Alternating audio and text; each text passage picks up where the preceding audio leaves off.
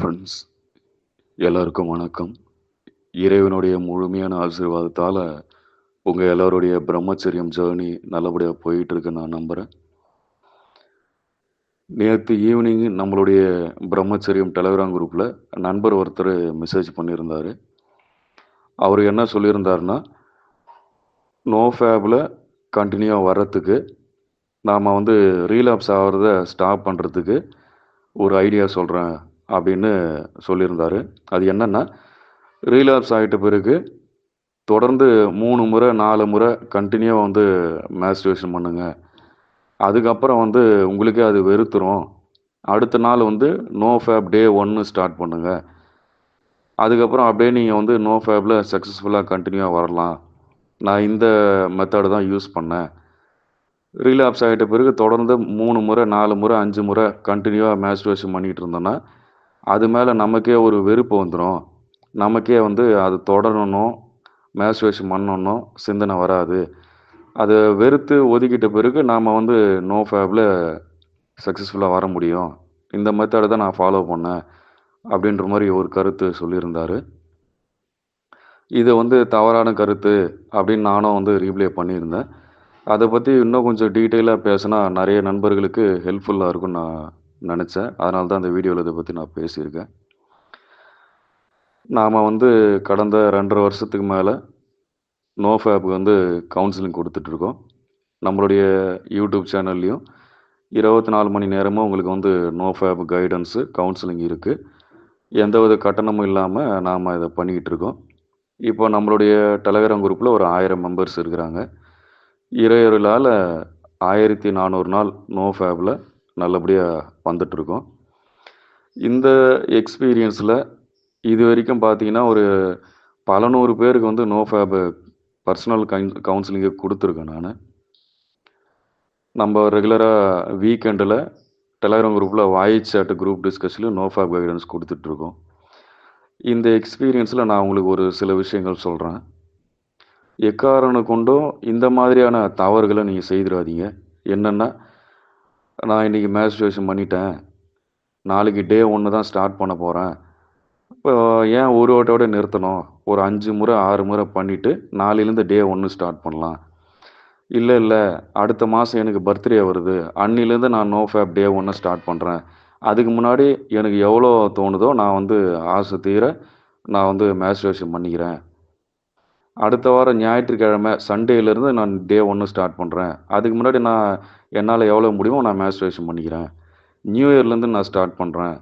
மாசம் 1ஆம் தேதியிலேருந்து ஸ்டார்ட் பண்றேன். அதுக்கு முன்னாடி எவ்வளோ வேணுமோ நான் பண்ணிக்கிறேன். இது முழுக்க முழுக்க முட்டாள்தனமான ஒரு வேலை. மேலும் மேலும் உங்கள அடிக்ஷன்ல கொண்டு போய் விட்டுரும். உங்க மேல இருக்கிற கொஞ்சம் நஞ்சம் சுயமரியாதை, அந்த செல்ஃப் டிசிப்ளின், சுய ஒழுக்கம், உங்க மேல உங்களுக்கு இருக்கிற செல்ஃப் ரெஸ்பெக்ட், செல்ஃப் மோட்டிவேஷன் எல்லாமே 0ல கொண்டு வந்து விட்டுரும். அத மறந்துறாதீங்க. இன்னொரு ஒரு சின்ன விஷயம் உங்களுக்கு சொல்றேன். நீங்க இப்போ நோ ஃபேப்ல 10 நாள், 15 நாள், ஒரு 90 நாள், 100 நாள், 1 இயர்லாம் வந்துட்டுருக்கீங்க. ஏதோ தெரியாம ஒரு ஃபோட்டோவோ, வீடியோவோ ஏதோ ஒரு கன்டென்ட் பார்த்துட்டீங்க. ஏதோ தவறுதலா ஒரு முறை மாஸ்டர்பேஷன் பண்ணிட்டீங்க அப்படின்னா, அத அப்படியே விட்டுருங்க. அடுத்து நீங்க டே 1 ஸ்டார்ட் பண்ணி கொண்டு வாங்க.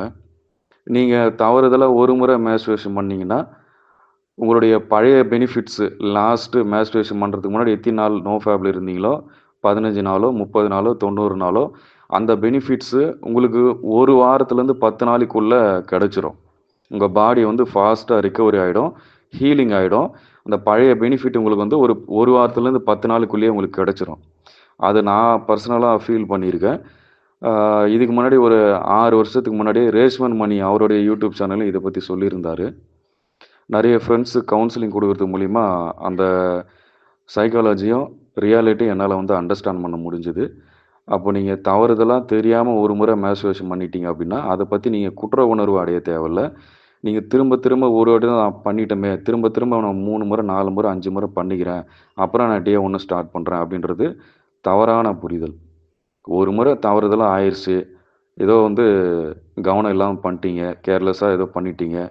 தவறு நடந்துருச்சுன்னா, அத அப்படியே விட்டுட்டு, அடுத்த நாள் டே 1 ஸ்டார்ட் பண்ணிட்டீங்கன்னா, ஒரு வாரத்துக்குள்ளேயே நீங்க உங்களுடைய பழைய பெனிஃபிட்ஸ் கண்டிப்பா கிடைச்சிரும். ஆனா, நீங்க மேலும் மேலும் 5 முறை, 6 முறை நான் பண்ணிட்டு, நான் அதான் ரிலாப்ஸ் ஆயிருச்சே, நான் 5 முறை பண்ணிக்கிறேன், 10 முறை பண்ணிக்கிறேன். அதுக்கப்புறம் நான் டே 1 ஸ்டார்ட் பண்ணிக்கிறேன்னா, உங்க தலையில நீங்களே மண்ணு வாரி போட்டுக்கிற மாரி. ஓடிட்டே இருக்கிறான் ஒருத்தன், ஜஸ்ட் தெரியாம ஸ்லிப் ஆகி விழுந்துட்டான். அவன தூக்கி நிறுத்தி திருப்பி ஓட வைக்கிறது வந்து ஈஸி. ஆனா ஓடிட்டே இருக்கிறான். விழுந்து கை, கால் உடைச்சுக்கின்னு உடம்பு ஃபுல்லா காயமா இருக்கு அப்படின்னா, அவன ரிகவரி பண்ணி கொண்டு வரது வந்து பல மாசம் ஆயிடும். இதுதான் நான் உங்களுக்கு புரிய வைக்க ட்ரை பண்றேன். ஒரு முறை தவறுதலா மேஸ்டர்பேஷன் பண்றது வேற.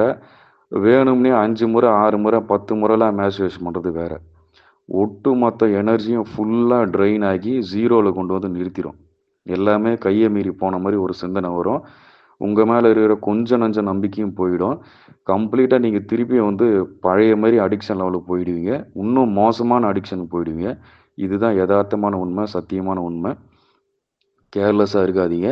உங்களுக்கு நீங்களே வந்து ஏதோ ஒரு காரணம் சொல்லிக்காதீங்க. எக்ஸ்கியூஸ் சொல்லிக்காதீங்க. Excuses are not valid. அத தெளிவா புரிஞ்சுக்கங்க. நான் வந்து மேஸ்டர்பேஷன் பண்ணிட்டேன். மாசம் 1ஆம் தேதியிலேருந்து ஸ்டார்ட் பண்றேன். ஞாயித்துக்கிழமைலேருந்து ஸ்டார்ட் பண்ணிக்கிறேன். பர்த்டேலேருந்து ஸ்டார்ட் பண்ணிக்கிறேன். நியூ இயர் வருது. அதுக்கப்புறம் நான் ஸ்டார்ட் பண்ணிக்கிறேன். அதுவரைக்கும் நான் மேஸ்டர்பேஷன் பண்றேன். அதுக்கப்புறம் நான் கண்டிப்பா நோ ஃபேப்ல சக்சஸ் வந்துருவேன். அப்படின்றது பெரிய முட்டாள்தனமான வேலை. இன்னைக்கு வர முடியாதவன், நாளைக்கு வர முடியாது. இன்னைக்கு கண்ட்ரோல் வராத மைண்டு, அடுத்த மாசமோ, அடுத்த வருஷமோ, பர்த்டேக்கு அப்புறமோ, ஞாயித்துக்கிழமைக்கோ, மாசம் 1ஆம் தேதிக்கு அப்புறமோ கண்ட்ரோல் வராது, வராது, வராது. ஓகேங்களா? சக்சஸ்ஃபுல் பீப்பிள்ஸ் வந்து இந்த மாரி பிஹேவ் பண்ண மாட்டாங்க. சக்சஸ் சக்சஸ் கண்டிப்பா பெற்றே தீரணும், வெற்றி அடைஞ்சே தீரணும் அப்படின்ற நோக்கத்துல இருக்கிறவன், எத ஆரம்பிச்சாலும் இன்னைக்கே ஆரம்பிப்பான், இப்பவே ஆரம்பிப்பான். நாளைக்கு பார்த்துக்கிறேன், அடுத்த வாரம் பார்த்துக்கிறேன்றதெல்லாம், அது வந்து தோல்விக்கான அறிகுறிகள் தான். கம்ப்ளீட்டா தோல்விக்கான அறிகுறிகள் தான். அத நீங்க தெளிவா புரிஞ்சுக்கங்க. உங்க தலையில நீங்களே மண்ண வாரி போட்டுக்காதீங்க. தயவு செய்து இந்த தவற திரும்ப திரும்ப பண்ணாதீங்க. நோ ஃபேப்ல வரணும்னு முடிவு பண்ணிட்டேன்னா, இந்த நிமிஷமே ஸ்டார்ட் பண்ணி, இந்த நொடியே ஸ்டார்ட் பண்ணு. அவ்வளோதான். இன்னொரு விஷயம் ஒண்ணு சொல்றேன். வாழ்க்கையில அடிபடாதவன், அசிங்கப்படாதவன், அவமானப்படாதவன், பெரிய அளவுக்கு இழப்புகளுக்கு ஆளாகாதவன், கண்ணீர் சிந்தாதவன், மன ரீதியா, உடல் ரீதியா வலிய அனுபவிக்காதவன், நோ ஃபேப்ல வர்றது ரொம்ப ரொம்ப கஷ்டம். ஏன்னா வந்து, பல நாள் பசியில இருந்தவனுக்கு தான் அந்த உணவுடைய அருமை என்னன்னு புரியும். பல வருஷம் அடிமையா இருக்கிறவனுக்கு மட்டும் தான் சுதந்திரம்னா என்ன, விடுதலைனா என்னன்ற அதோடைய மகிமை என்னன்னு புரியும். எல்லாமே கையில இருக்கு. எப்ப கேட்டாலும் எல்லாமே கையில இருக்கு. 5 வேள சாப்பாடு இருக்குது. எல்லாமே நான் ஃப்ரீயா பண்றேன். சுதந்திரமா இருக்கிறேன். எது கேட்டாலும் எனக்கு கிடைச்சிருது அப்படின்றவன், பெரிய ட்ரீமோ, பெரிய அச்சீவ்மென்ட்டோ, மிகப்பெரிய ஒரு கனவோ, ஒரு டார்கெட்டோ இல்லாதவனால நோ ஃபேப்ல வர முடியாது. இதுதான் எதார்த்தமான உண்மை. அடிபட்டு, மிதிப்பட்டு, அசிங்கப்பட்டு, அவமானப்பட்டவன் தான் வெறித்தனமா வந்து இலக்கு நோக்கி ஓடுவான். எந்த கோலுமே இல்ல, எந்த டார்கெட்டுமே இல்ல. சும்மா ஏனோ தானோன்னு இருக்கிறேன். 3 வேள சோறு கிடைக்குது. கை செலவுக்கு காசு இருக்குது. இப்ப கையில கையில சம்பளம் இருக்குது. நல்லா நிம்மதியா இருக்கிறேன். எனக்கு வேற எதுவுமே ஒரு வெறித்தனமான ஒரு டார்கெட் இல்ல. எத நோக்கியுமே நான் ஓடல. இருக்கிற வாழ்க்கையே எனக்கு போதும். இந்த கம்ஃபர்ட் ஜோனே எனக்கு போதும்னு இருக்கிறவன், கண்டிப்பா எந்த ஜென்மம் எடுத்தாலும் நோ ஃபேப்லயும் வர முடியாது. வாழ்க்கையிலயும் அடுத்த கட்டம் போ முடியாது.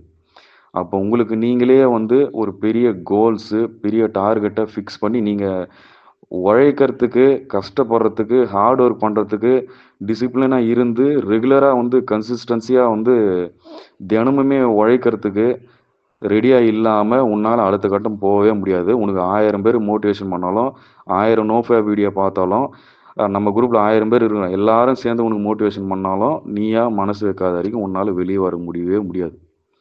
சின்ன சின்ன காரணங்கள், சின்ன சின்ன எக்ஸ்கியூஸஸ் சொல்லி சொல்லி நீ வந்து இந்த மாரி ஸ்கிப் பண்ணிட்டே வர, தவறு திரும்ப திரும்ப தவறுன்னு தெரிஞ்சும் பண்ணிக்கிட்டே இருக்கிற அப்படின்னா, மோட்டிவேஷன் இல்ல. உனக்கு ஒரு பெரிய இலக்கு இல்ல. நீ அடுத்த கட்டம் நீ பயணம் வந்து உனக்கு பாய்ச்சல் இல்ல. முதல்ல உனக்கு வந்து உள்ளுக்குள்ள மோட்டிவேஷன் இல்ல. இதுதான். அப்போ உள்ளுக்குள்ள உனக்கே வந்து சிந்தனையே சரியில்ல, மோட்டிவேஷனே இல்ல அப்படின்னா, வேஸ்ட்டு தான். வேஸ்ட் ஆஃப் டைம் தான். அப்போ நீங்க என்ன தவறு பண்ணிக்கிட்டு இருக்கீங்க? ஏன் இப்படி இருக்கீங்கன்னு சிந்திச்சு செயல்படுங்க. ஓகேங்களா? திரும்ப திரும்ப உங்களுக்கு நீங்களே வந்து எக்ஸ்கியூஸ் சொல்லிக்கிட்டு, அதே ஒரு சின்ன சர்க்கிள்லயே வாழ்ந்துட்டு இருக்காதீங்க. இத தயவு செஞ்சு தெளிவா புரிஞ்சுக்கங்க. நீங்களா மனசு வைக்காத வரைக்கும் யாரும் உங்கள வந்து வெளிய கொண்டு வரவே முடியாது. ஓகே. இன்னொரு கேஸ் வந்து, பிரதர் நான் வந்து ஒரு 250 நாள் நோஃபேப்பில் வந்துட்டுருக்கேன். ஆனால் எனக்கு எந்த பெனிஃபிட்டுமே கிடைக்கல. எனக்கு ரொம்ப எனர்ஜியே சுத்தமாக லோவாக இருக்குது. ரொம்ப டயர்டாக ஃபீல் பண்ணுறேன். ரொம்ப ஸ்ட்ரெஸ்ஸாக இருக்குது. எந்த பெனிஃபிட்டுமே இல்லை. நோஃபேப்பில் 250 நாள் வந்துட்டுருக்கேன் அப்படின்னாரு. அவருக்கு என்ன ப்ராப்ளம்னா, அவருக்கு வந்து ஸ்மோக்கிங் ஹேபிட் இருக்குது. அவர் வந்து ரீலாப்ஸ் பண்ணலை, பான் பார்க்கல, எந்த விஷயமே பண்ணல. ஆனால் ஸ்மோக்கிங் ஹேபிட் இருக்குது. இதுவும் வந்து மிகப்பெரிய ஒரு ட்ராப்பு. நான் ஆரம்பத்துலேருந்து இன்னைக்கு வரைக்கும் சொல்லிக்கிட்டு இருக்கிறது. நிறைய ஃப்ரெண்ட்ஸ் வந்து அவங்களே ஏமாத்திட்டு இருக்காங்க. நோ ஃபேப்ல இருக்கிறன்ற பேரில் ரெகுலராக வந்து பான் மட்டும் பார்க்கறது. எட்ஜிங்கு, அதாவது மேஸ்டர்பேஷன் பண்ணுவாப்புல. ஆனால் வந்து செம்மனை ரிலீஸ் ஆக வரும்போது ஸ்டாப் பண்ணிருவாரு. மூச்சை இழுத்து பிடிச்சிக்குவாரு, இல்லை ஸ்டாப் பண்ணி விட்டுருவாரு.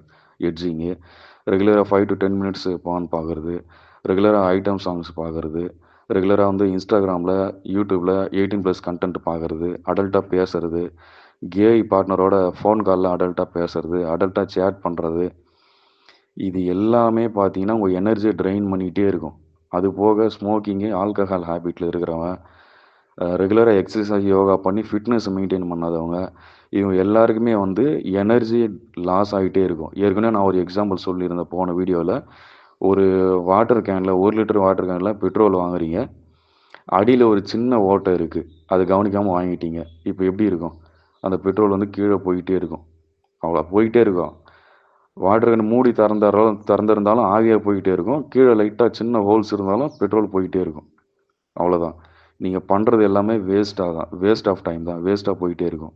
ஏற்கனவே நீங்கள் வந்து பல வருஷம் வந்து எல்லாத்தையும் இழந்துட்டீங்க. இதுக்கப்புறம் இழக்கிறதுக்கு ஒன்றுமே இல்லைன்னு தான் அந்த சீமெண்ட் ரொட்டேஷன் ஃபாலோ பண்ணுறீங்க. நம்ம குரூப்பில் ஜாயின் பண்ணியிருக்கீங்க. நம்ம யூடியூப் சேனலில் பார்த்துட்ருக்கீங்க. திரும்ப திரும்ப திரும்ப செஞ்ச தவிர திருப்பி திருப்பி செஞ்சு உங்கள் வாழ்க்கையை நீங்களே கெடுத்துக்காதீங்க. நீங்கள் பான் பார்த்து மேஸ்டர்பேஷன் பண்ணுறதுனால எனக்கு எந்த பாதிப்பும் இல்லை. வேறு யாருக்கும் எந்த பாதிப்பும் இல்லை. அது உனக்கு தான் பாதிப்பு. நான் பான் பார்த்து மேஸ்டர்பேஷன் பண்ணுறேன்னா அது உனக்கு பாதிப்பு இல்லை, எனக்கு மட்டும்தான் பாதிப்பு. அப்போ நீ செய்யக்கூடிய செயல்கள், உன்னுடைய ஆக்டிவிட்டீஸ் எல்லாமே உன்னை மட்டும்தான் பாதிக்கும். உன்னுடைய எதிர்காலத்தை மட்டும்தான் பாதிக்கும். உன்னுடைய உடல் நலத்தையும் மனநலத்தையும் மட்டும்தான் பாதிக்கும். நீ தான் மட்டும்தான் பொறுப்பு இதுக்கு. இது ஏன் உங்களுக்கு புரிய மாட்டேன்னு எனக்கு தெரியல. நீ ஏன்னா எனக்காக நோஃபை ஃபாலோ பண்ணிகிட்ருக்க.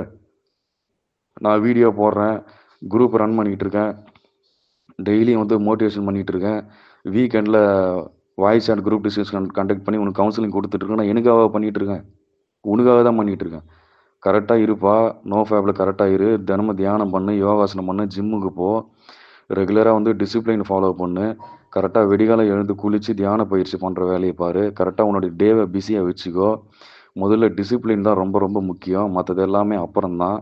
ஒழுக்கமாக இரு. இதுவரையிலும் நீ இழந்தது போதும். இதுக்கப்புறம் நல்லபடியாக இரு. உன்னோட லைஃப்பை நீ பாரு. பிஸியாகவே இரு. ஆன்லைனில் இருக்காத. சின்ன குழந்தைக்கு சொல்கிற மாதிரி திரும்ப திரும்ப திரும்ப திரும்ப சொல்லிகிட்டு இருக்கிறது எனக்காக சொல்கிறேன். நான் உனக்காக தான் சொல்லிகிட்டு இருக்கேன். நீ நோ ஃபேப்பில் வந்தீங்கன்னா நீ சக்ஸஸ்ஃபுல்லாக வருவ. உனக்கு ஒரு நல்ல பார்ட்னர் கிடைப்பாங்க, நல்ல ஒரு வேலை கிடைக்கும், நல்ல ஒரு சம்பளம் கிடைக்கும். உன்னுடைய பார்ட்னரையும், உன்னுடைய அப்பா அம்மாவையும், உன்னுடைய ஃபேமிலியும் நீ நல்லபடியாக பார்த்துக்கலாம். இந்த சமுதாயத்தில் ஒரு நல்ல ஆண் மகனாக, நல்ல ஒரு தலைவனாக இருக்கலாம். உன்னுடைய வாழ்க்கையை நீ நல்லபடியாக அமைச்சிக்கலான்றது உனக்காக தான் நான் பேசிகிட்டு இருக்கேன், எனக்காக கிடையாது. ஏதோ இவன் வந்து பான் பார்க்காம இருப்பா, ஸ்மோக்கிங் பண்ணாதப்பா, ட்ரிங்கிங் பண்ணாதப்பா, அடல்ட் சேட் பண்ணாதப்பா, கே ஃப்ரெண்ட்ஸ் எல்லாம் விட்டுரு, டிசிப்ளினாக இருன்னா நான் இன்னும் எனக்காக சொல்கிற மாதிரி நினச்சிக்கிறது. உனக்காக தான் பேசிகிட்டு இருக்கேன். நீ நோ ஃபாலோ பண்ண சீமெண்ட் டென்ஷனில் இருந்தேன்னா உன் வாழ்க்கை தான் நல்லா இருக்க போகுது. அதெல்லாம் எனக்காக வரப்போகுது எதுனா?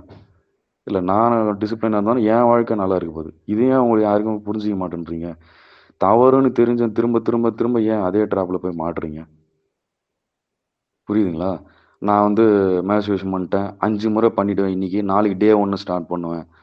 பர்த்டே வந்து அதுக்கப்புறம் ஸ்டார்ட் பண்ணிக்குவேன்.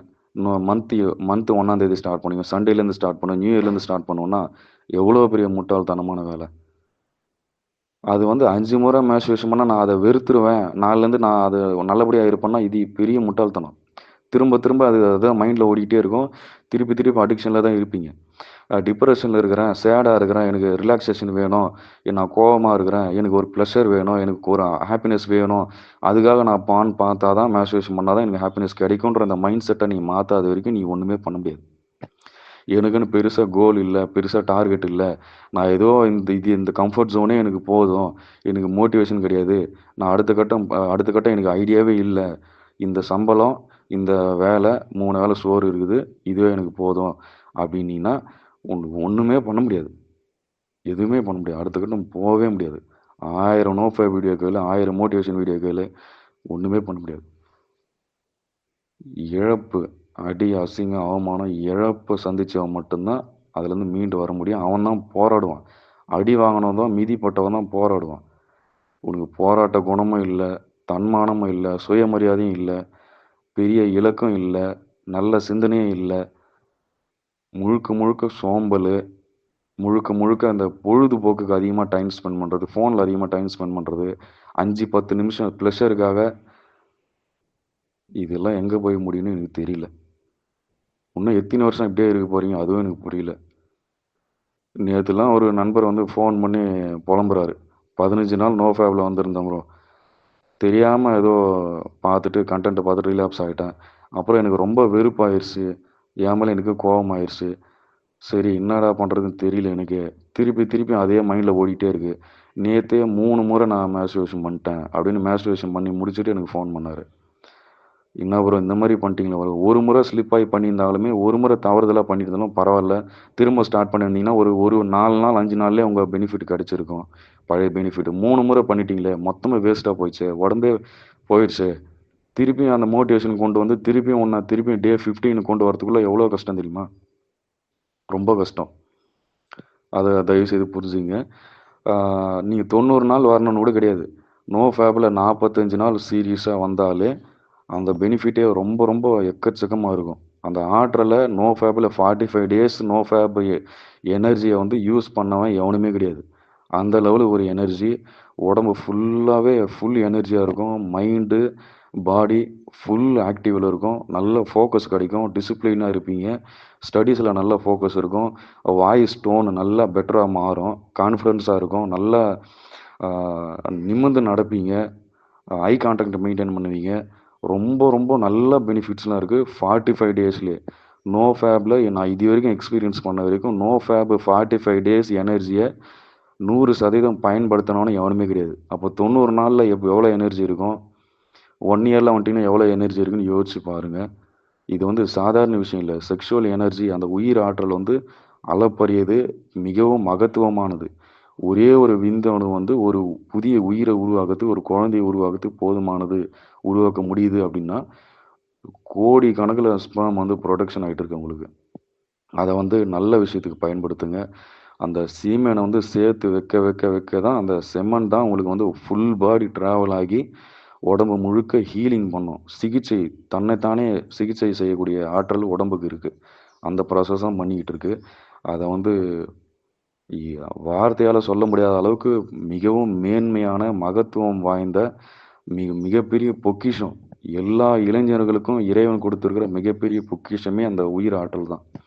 அதையே விரயம் பண்ணிட்டு, நடைப்பயணத்த விட கேவலமான வாழ்க்கைய இனியும் தொடராதீங்க. அதுதான் நான் சொல்றேன். இனியும் தொடராதீங்க.